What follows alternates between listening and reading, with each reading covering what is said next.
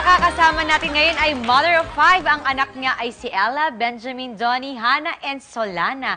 At hindi lang basta-basta successful wife and mom ito ha, inaral talaga niya ito pagkatapos niyang mag-master degree sa UP Diliman ng Family Life and Child Development. Aba, kita niyo naman, napaka-sexy pa rin niya, as in fit na fit.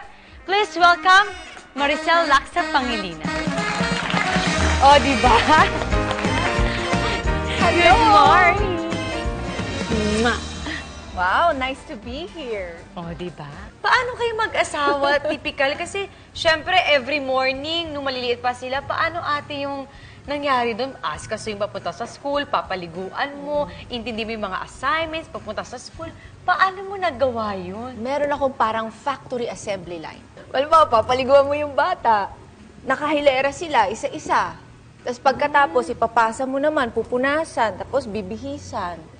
Ganon. Tapos, isa lang yung kwarto nilang 4. Tabi-tabi silang ganon. Para may sistema kami. I think you really need to put a system pag malaki yung pamilya mo. And yun naman ang nagbibigay sa akin ng parang organization skills. So, I think malaking tulong sa akin. Pero ate, mahirap ba yun na parang ang laki-laki ng pamilya? Siguro, kasi wala Dumating naman ba sa akong... point na parang, ang dami nila, pagod na ako, Sa ganyan ayoko yung na.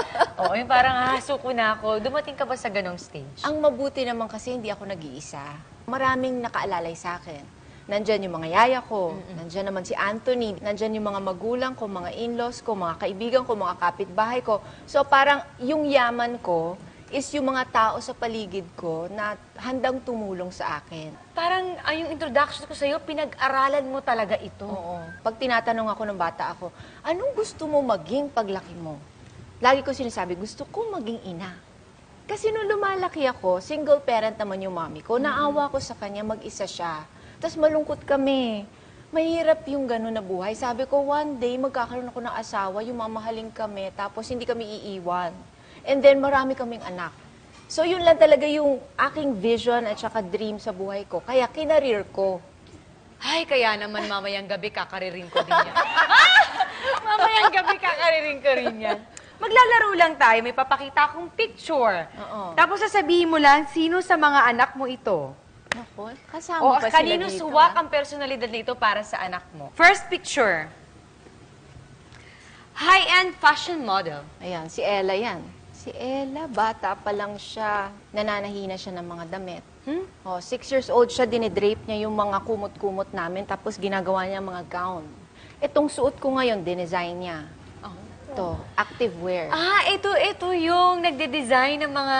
Yes, sports bras po, mga tights. Nagbibusiness siya, meron siyang online store. Actually, nakakatuwa kasi ako yung model. Tingnan mo naman. Yeah, masusuot ko. Tsaka, syempre, I'm proud. Kasi she's making a name for herself. At tsaka, hindi ever si Ella yung tipo na aasa sa amin. Gusto niya maging businesswoman siya, makatulong sa iba. Next picture. Ay, si Solana yan. Princess. I remember one time, nasa banyo ako, tapos nagmamaktol ako. Pero, in secret. Hindi sa harap nila. Tapos, nung lumabas ako, sabi ni Solana, I saw what you did. Sabi ko, really?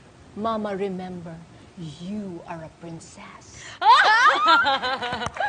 So, natuwa ka na, no? Sabi ko, oo nga, Mama, act like one. Next picture. Ay, si Benj yan.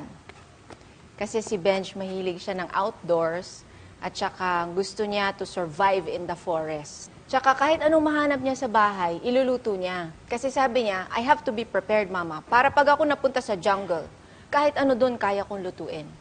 Eto. Ay, si Hannah yan. After 6 years na nag-gymnastic siya, naging siyang international champion. Wow!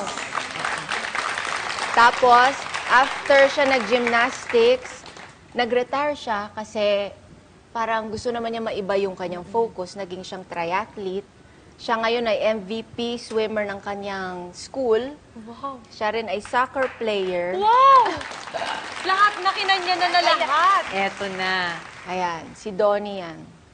Kasi si Donnie is quiet, he's shy, at saka introvert. Pero ngayon gusto daw mag-artista eh.